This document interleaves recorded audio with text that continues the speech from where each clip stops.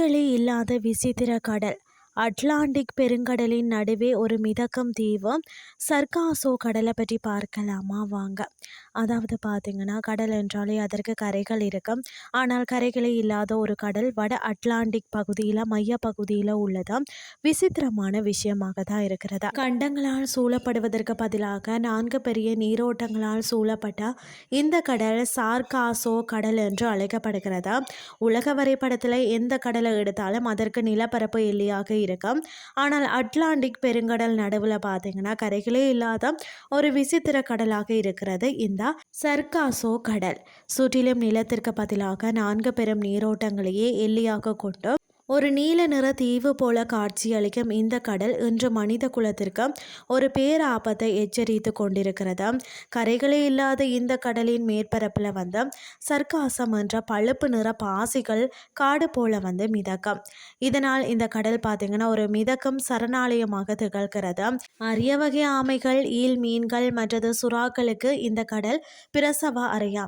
இதுவே பாதுகாப்பான புகலிடம். ஆனால் கடந்த 40 ஆண்டுகளாக தான் விஞ்ஞானிகள் மேற்கொண்ட ஆய்வு இந்த அமைதியான சொர்க்கத்தில் ஒரு பெரும் புயல் வீசுவதை உறுதிப்படுத்தியுள்ளதா.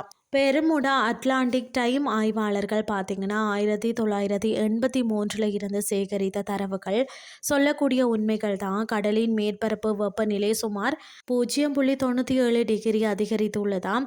இது கேட்பதற்கு சிறிதாக தெரிந்தாலும் கடல் சூழவியல் இது ஒரு பெரிய மாற்றம். நீர் கரைந்துள்ள ஆக்சிஜன் அளவு அதாவது 6% குறைந்துள்ளது. இந்த கடல்வாழ் உயிரினங்கள் மெல்ல மெல்ல மூச்சு திணறுவதை காட்டுகிறது.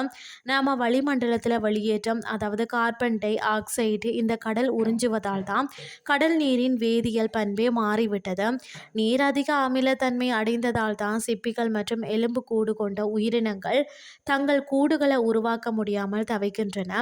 இந்த கடலின் பிளாஸ்டிக் கழிவுகள் கொட்டப்படுகின்றன. ஒரு சதுர மைல் பரப்பிற்கு சுமார் 5 லட்சம் பிளாஸ்டிக் துண்டுகள் மிதப்பதாகவும் தகவல் கூறுகின்றன. கப்பல்கள் திமிங்கலத்தை சிதைக்கின்றன. சர்வதேச கடல் என்பது வெறும் தண்ணீர் பரப்பு மட்டுமல்லங்க, அது உலகின் காலநிலை கண்காணிப்பு கோபுரம்.